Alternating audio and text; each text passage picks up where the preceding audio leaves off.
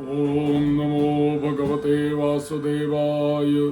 ओम नमो भगवते वासुदेवाय। ओम नमो भगवते वासुदेवाय। श्री राम जय राम जय जय राम। श्री राम जय राम जय जय राम। श्री राम जय राम जय जय राम। श्री राम जय राम जय जय राम। गरुड़ पुराण प्रेत कल्प सारोद्धार, इसके बारे में हम चर्चा कर रहे हैं। प्रेत कल्प के कुल मिला के 16 अध्याय आते हैं। उनमें से आज हम देखेंगे तीसरा अध्याय कौन सा है और तीसरे अध्याय में क्या क्या चर्चाएं गरुड़ और श्री विष्णु जी की आई है, वही हम श्रवण करेंगे। इस अध्याय में, तीसरे अध्याय में यम यातना क्या होती है, यम यातनाओं का विस्तृत वर्णन आया है। और भी यम का जो प्रधान है चित्रगुप्त, चित्रगुप्त ये सभी के बारे में जानकारी रखता है। किसी का पुण्य कितना है, किसी का पाप कितना है, इसकी जानकारी चित्रगुप्त तो रखता है। लेकिन चित्रगुप्त के भी सेवक है, उनको बोलते हैं श्रवण गण। श्रवण गण सभी प्राणियों के शुभ और अशुभ कर्म के विषय में चित्रगुप्त अपने स्वामी जी को बताते रहते हैं। और चित्रगुप्त हमेशा पापियों के पापों के बारे में या तो पुण्य के बारे में श्रवण गणों से पूछता रहते हैं। और श्रवणों द्वारा, इन श्रवण गण के द्वारा वह सब जान लेता है और बाद में धर्मराज यम को सब बता देता है। और बाद में धर्मराज यम जैसा पाप होगा उसी तरह से दंड भगवान धर्मराज यम सभी प्राणियों को देते हैं। तो गरुड़ोवाच, गरुड़ जी ने प्रश्न पूछा, यम मार्ग मतिक्रम्य गत्वा पापी यमालये कीदृशी यातनां भुंक्ते तन्मे कथय केशव। गरुड़ जी पूछते हैं, हे भगवान, हे केशव, यम या मार्ग जो है, यम मार्ग की यात्रा है, वो पूरी करके यम के भवन में जाकर पापी किस प्रकार की यातनाओं को भोगता है, आप कृपा करके मुझे बतलाइए। तो भगवान कहने लगे कि देखो गरुड़, 40 योजनानि चतुर्युक्तानि काश्यप बहुभीतिपुरादग्रे धर्मराजपुरम महत। हे विनीता के पुत्र गरुड़, मैं नरक यातनाओं को अंत तक आपको कहूंगा। सुनो, मेरे द्वारा नरक का वर्णन किए जाने पर उसे श्रवण मात्र से तुम कांप उठोगे। हे कश्यप नंदन, बहुभीतिपुर के आगे 44 योजनों में फैला हुआ धर्मराज का विशाल पुर है। और वहां पहुंचते ही जो पापी होता है वो क्रंदन करने लगता है।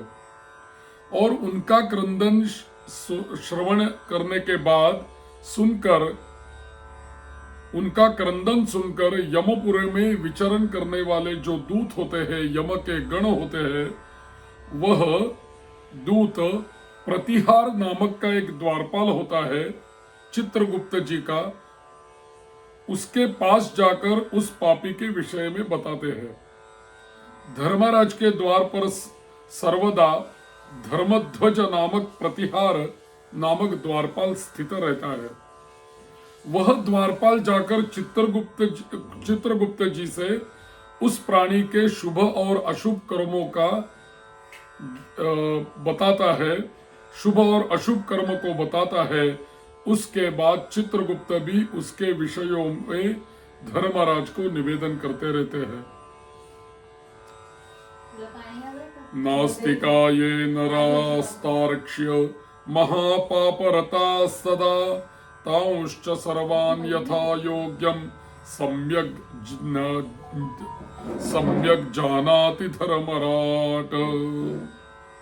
हे तार्क्ष, जो नास्तिक लोग होते हैं, जो महापापी होते हैं, उन सभी के विषय में धर्मराज यथार्थ रूप से भली भांति जानते ही है।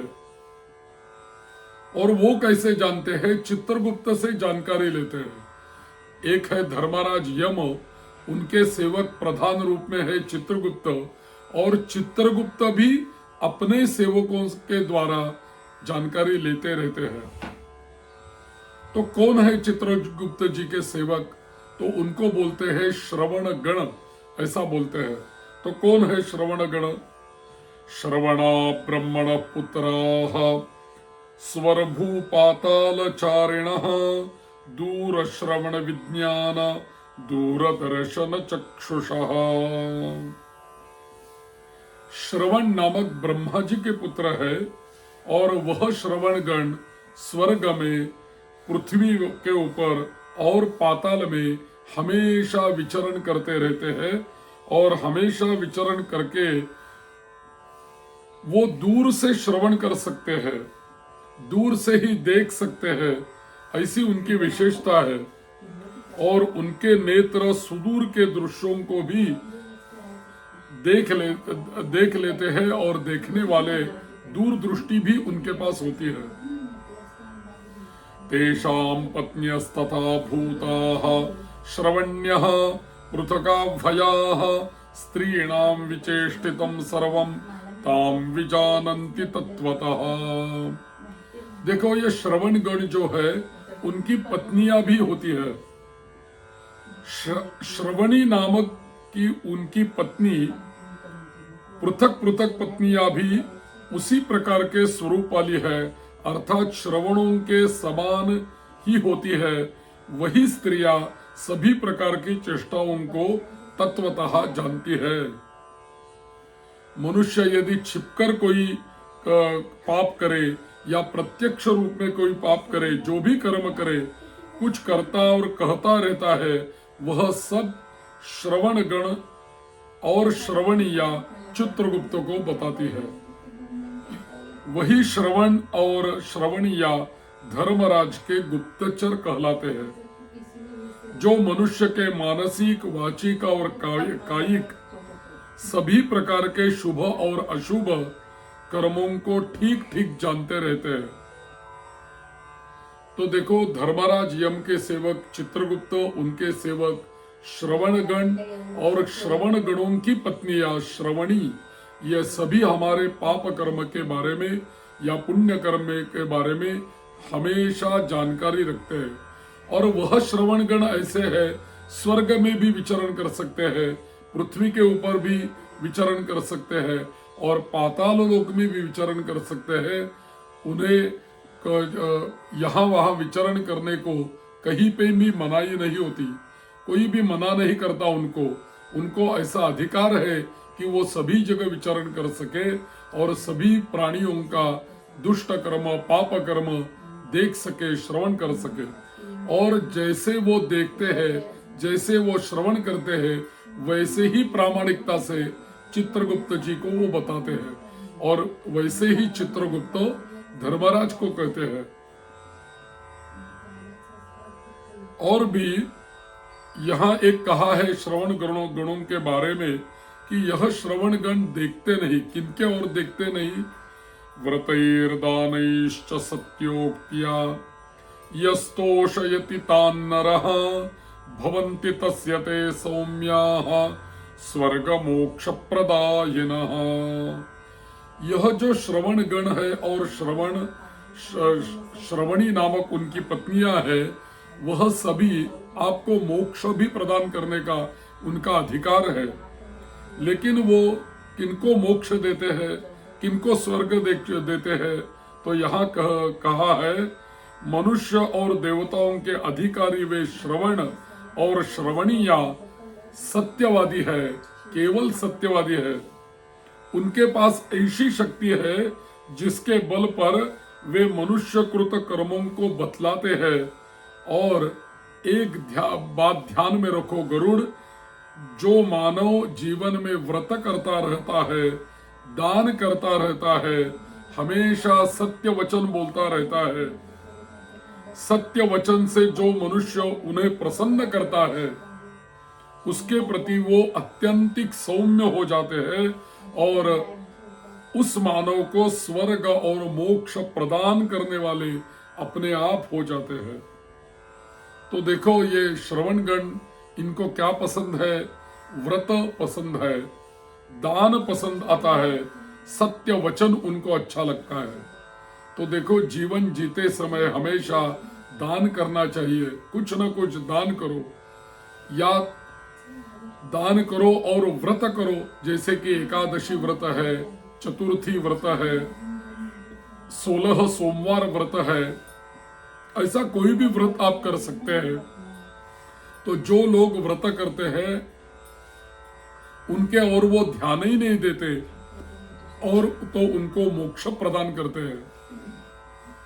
और भी देखो गरुड़, जो लोग हमेशा सत्य वचन रखते हैं, हमेशा सत्य बोलते हैं, उनके पास भी वह श्रवणगण नहीं जाते, उनके और देखते ही नहीं, बल्कि उनको मोक्ष प्राप्त करवा देते हैं।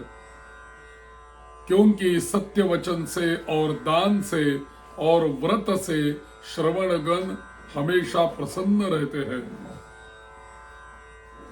तो कौन है ये श्रवणगण, जरा बताओ। गरुड़ जी ने प्रश्न पूछा तो भगवान ने बताया, आदित्यश्चंद्र वनिलो नलश्च द्यौर्भूमिरापो हृदयं यमश्च अहश्च रात्रिश्च उभे च संध्ये धर्मश्च जानाति नरस्य वृत्तम। देखो गरुड़, ये श्रवणगण कौन कौन से है मैं आपको कहता हूं।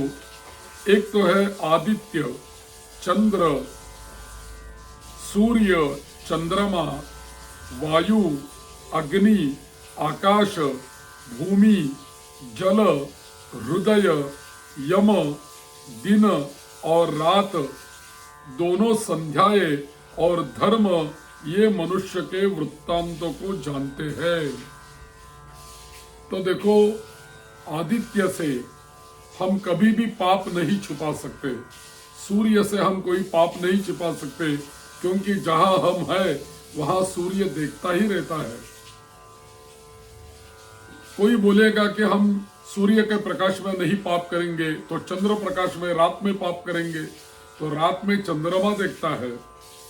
सूर्य और चंद्र से भी हम छुपा के कोई पाप करेंगे तो वायु देवता पाप देखती है। और भी चंद्रमा, सूर्य और वायु से भी कोई छिपाने का प्रयत्न करेंगे, यत्न करेंगे, तो अग्नि नारायण हमें देखता है।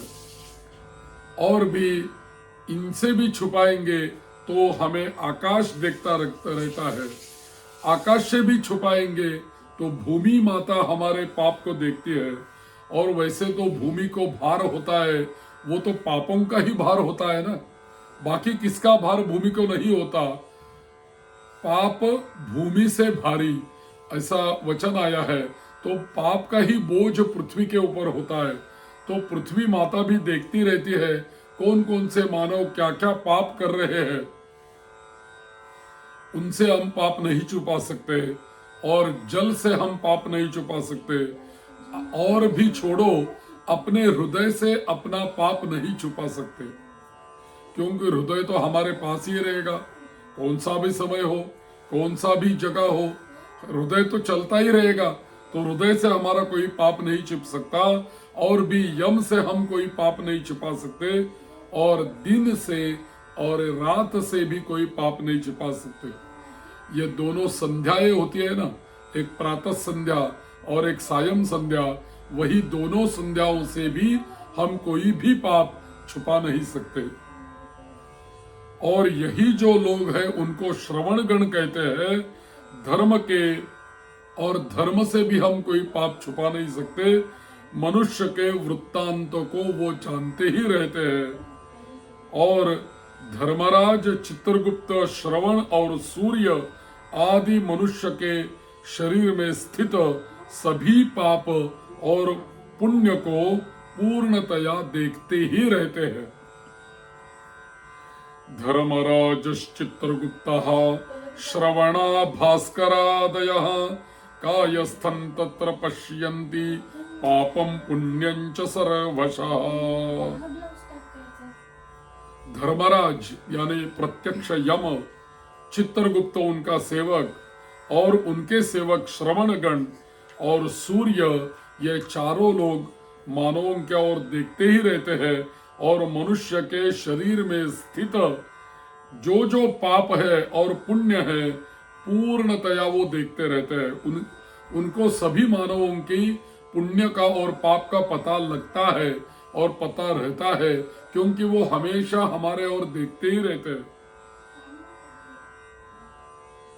तो इस प्रकार पापियों के पाप के विषय में सुनिश्चित जानकारी प्राप्त करके जो यमराज है धर्मराज, वह पापियों को कैसे दिखता है।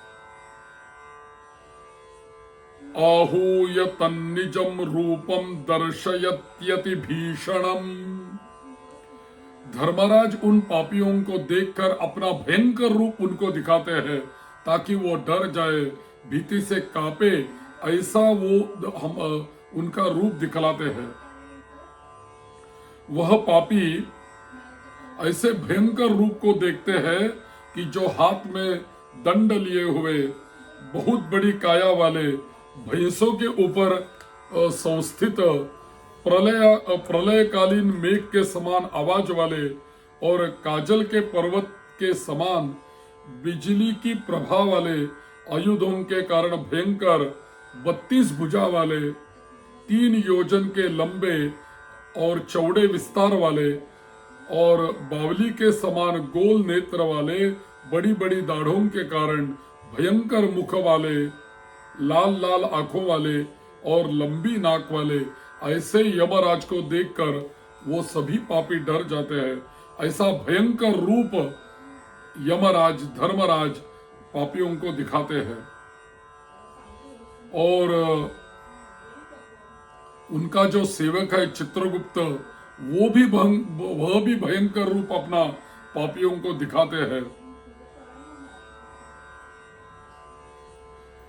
मृत्युज्वरादिभिर्युक्तश्चित्रगुप्तोऽपि भीषणः सर्वे दूताश्च गर्जन्ति यमतुल्यास्तदन्तिके।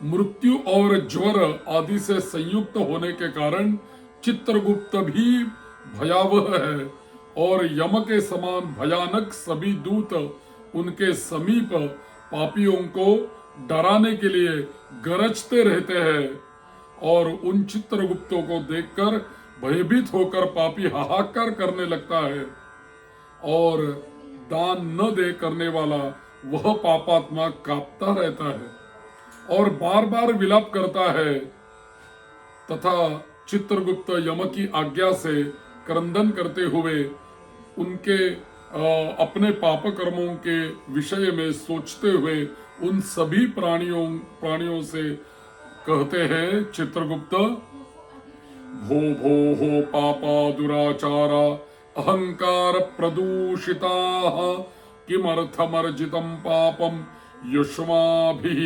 अविवेकिभिः।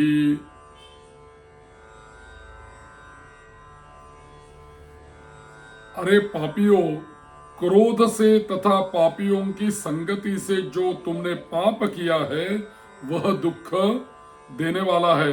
फिर हे मूर्ख जनों, तुमने वह पाप कर्म क्यों किया? आपको पता नहीं था क्या कि ऐसा पाप करने से यमराज दंड देंगे, चित्रगुप्त दंड देंगे, नरकवास भोगना पड़ेगा? ये आपको पता नहीं था क्या? और तुमने पूर्व जन्म में तुम लोगों ने जिस प्रकार अत्यंत हर्षपूर्वक पाप कर्मों को किया है उसी प्रकार यातना भी भोगनी चाहिए। इस समय यातना भोगने से क्यों परांगमुख हो रहे हो? जैसे कि चित्रगुप्त कहते हैं, देखो पाप करते समय हर्षयुक्त पाप करते हैं लोग, लेकिन भोगते समय वो रोदन करते हुए पाप को भोगते हैं। तो हर्षयुक्त पाप किया है तो अभी पाप कर्मों का जो फल तुम्हें प्राप्त हो रहा है, जो दंड प्राप्त हो रहा है, उनसे क्यों डरते हैं और उनसे उनसे क्यों परांगमुख हो रहे हो, ऐसा चित्रगुप्त पूछते हैं। कृतानि यानि पापानि युष्माभिस्सु बहून्यपि तानि पापानि दुःखस्य कारणं न वयं जनाः। तुम लोगों ने जो बहुत पाप किए हैं ना, वह पाप तुम्हारे दुख के कारण है। इसमें हम लोग कोई कर नहीं सकते, हम लोग उसके लिए कारण नहीं है। यहां तो मूर्खेपि पंडिते वापि दरिद्रे वा श्रियान्विते सबले निर्बले वापि समवर्ती यमस्मृतः।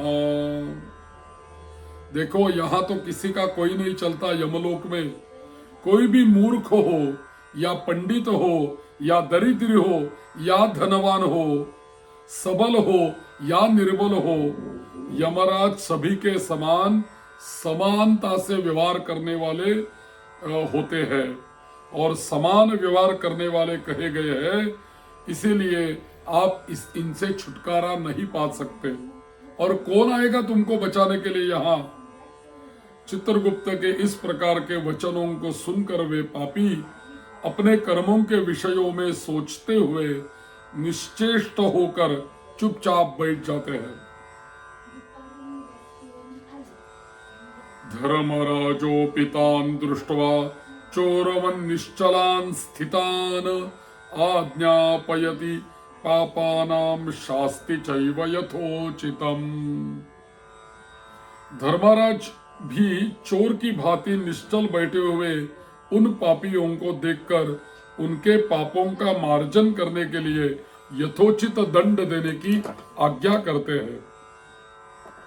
इसके बाद वे निर्दयी यमदूत उन्हें पीटते हुए कहते हैं, हे पापी, महान घोर और अत्यंत भयानक नरकों में चलो।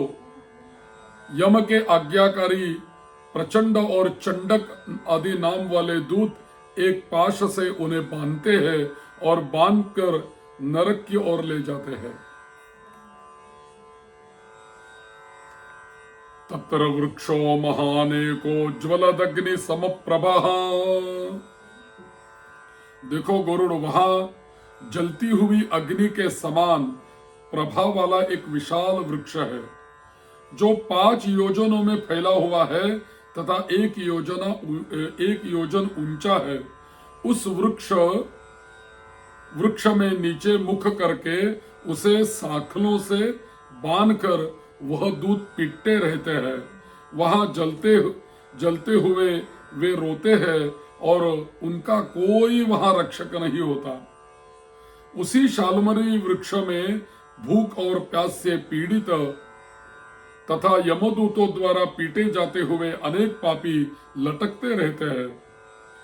वह आश्रय विहीन पापी अंजलि बांधकर यमदूतों को बोलते रहते हैं, क्षमध्वं भो अपराधं मे कृतांजलि पुटा इति विज्ञापयन्ति तान् दूतान् पापिष्ठास्ते निराश्रयाः। हाथ जोड़कर यमदूतों की और चित्रगुप्त की और यम की वो क्षमा याचना करते हैं और बोलते हैं, पापी, हे यमदूतों, मेरे अपराधों को क्षमा कर दो। ऐसा दूतों से निवेदन करते रहते हैं, क्षमा करो, क्षमा करो। तो यमदूत उनको प्रश्न क्षमा में क्या उत्तर देते हैं? भो भो पापा दुराचारा किमर्थम दुष्ट चेष्टितम सुलभानि न दत्तानि जलान्यन्यान्यपि क्वचित।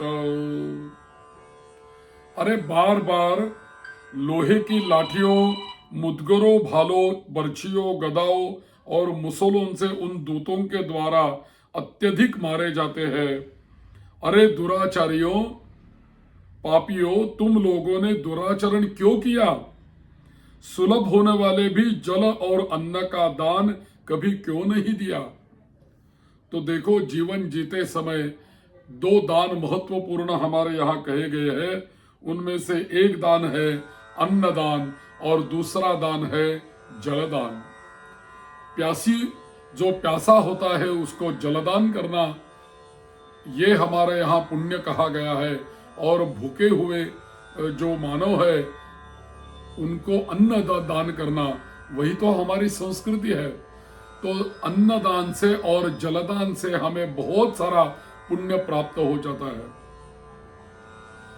जब गर्मी के दिन होते हैं तब बहुत सारे लोग रास्तों के ऊपर आने जाने वाले लोगों के लिए प्याऊ की व्यवस्था करते हैं, जल की व्यवस्था करते हैं। कोई मटका वहां रख देते हैं पानी भर के लोगों के आने जाने वाले लोगों को पीने के लिए, वही तो जलदान है।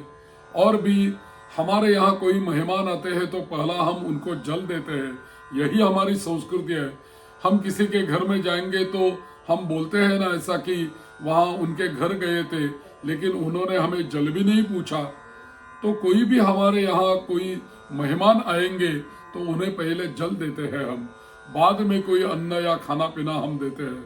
तो जल दान का बहुत महत्व है, तो जलदान अवश्य ही करना चाहिए। या तो गर्मी के दिन सभी जगह पे पृथ्वी के ऊपर से पानी सूख जाता है, तब पक्षियों को और प्राणियों को जल की समस्या निर्माण हो जाती है। तब सभी प्राणियों को पीने के लिए या पक्षियों के पीने के लिए पानी की व्यवस्था कर देना, यही तो धर्म है और यही तो एक दान है और इसी का ही पुण्य हमें मिलता है। तो पक्षियों के लिए, मानवों के लिए, प्राणियों के लिए पानी का दान करना, जलदान करना, इसी का पुण्य हमें चाहिए। और इसका पुण्य ऐसा हमें प्राप्त हो जाता है कि उससे ये नरक यातना हमारी छूट जाती है। हमें नरक नहीं मिलेगा, हमें स्वर्ग ही मिलेगा, ऐसा उसका पुण्य होता है। तो यमदूत यही पूछते हैं कि देखो, तुमने दुराचरण किया, कभी भी जल का दान नहीं किया और कभी अन्न का भी दान नहीं किया,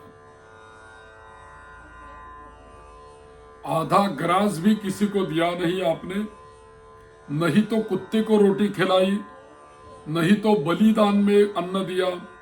कोई अतिथि आया तो उनसे अन्न छिपाया, उनको नमस्कार नहीं किया, अतिथि को भोजन नहीं दिया, कभी पितरों का तर्पण नहीं किया, कभी पितरों का श्राद्ध नहीं किया। यही तो हमें पुण्य देने वाले सभी हमारे धर्म में सिखाया गया है कि अतिथियों को भोजन करवा दो, अतिथियों को अन्न दो। हम कभी भोजन कर रहे हैं और कोई वहां आएगा तो उनको हमारे ग्रास में से आधा ग्रास देना चाहिए।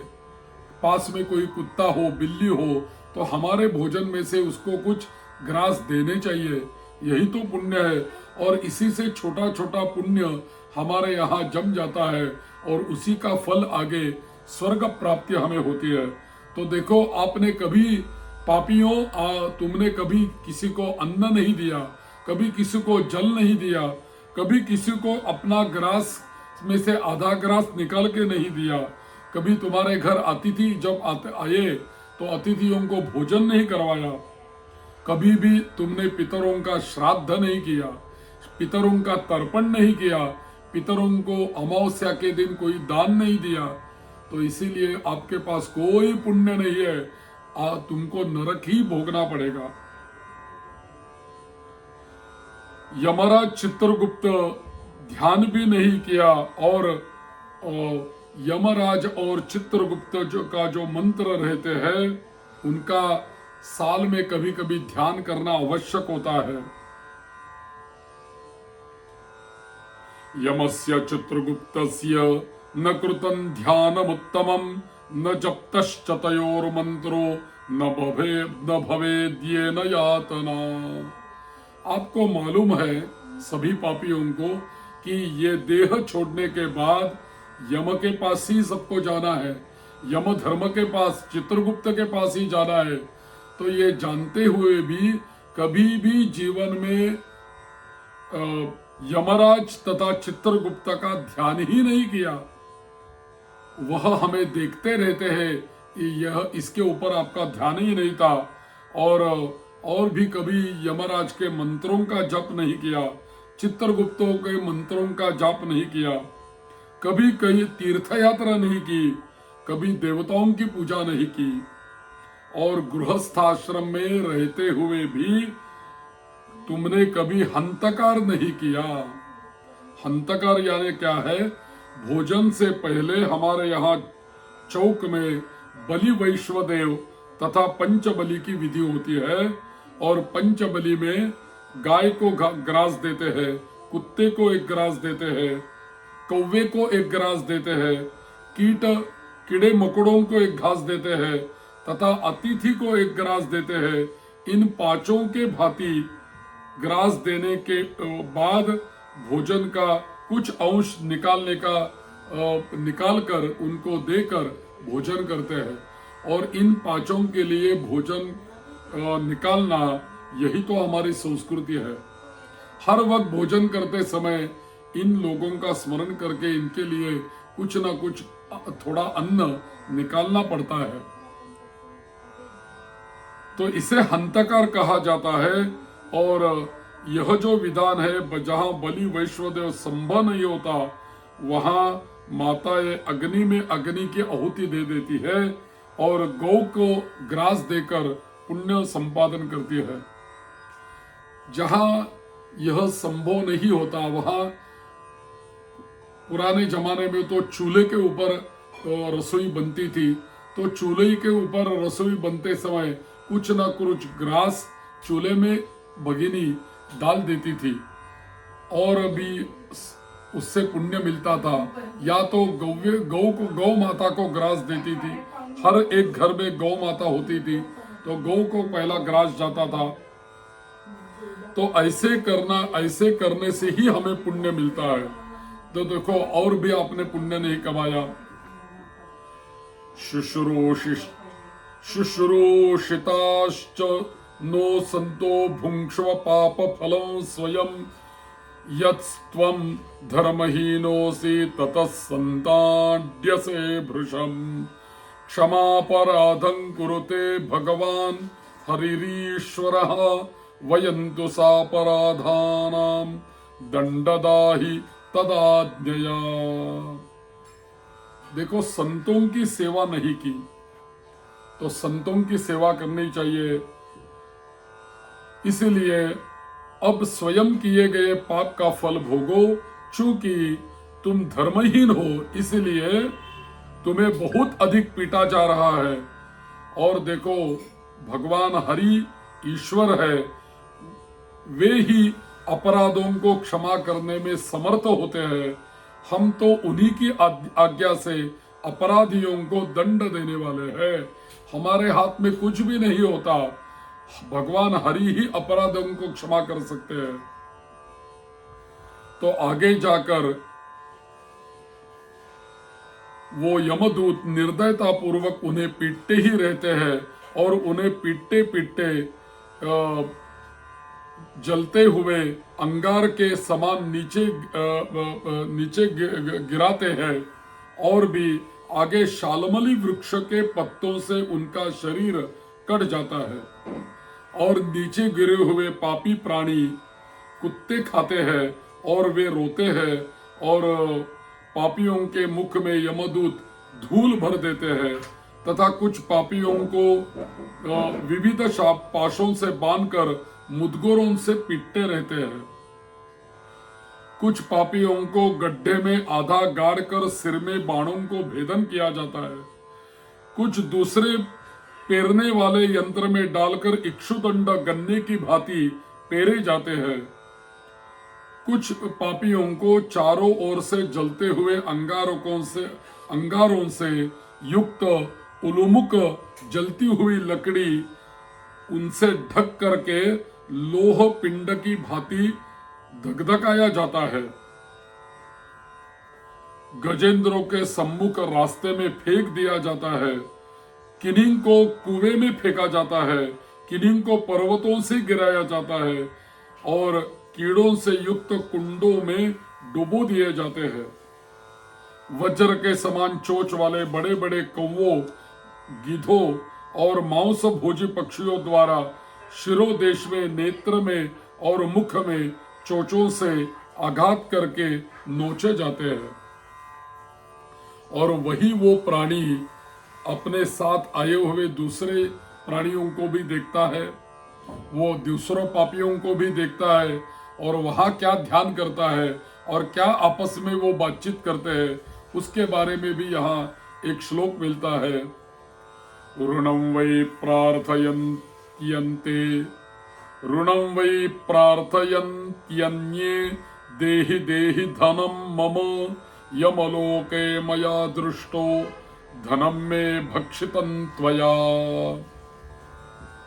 कुछ दूसरे प्राणियों से ऋण को वापस करने की प्रार्थना करते हुए कहते हैं, अरे मेरा धन दे दो, मेरा धन दे दो, यमलोक में मैंने तुम्हें देख लिया है, मेरा धन तुम्ही ने लिया है, इसलिए मेरा धन वापस दे दो, ऐसी मांग करते रहते हैं।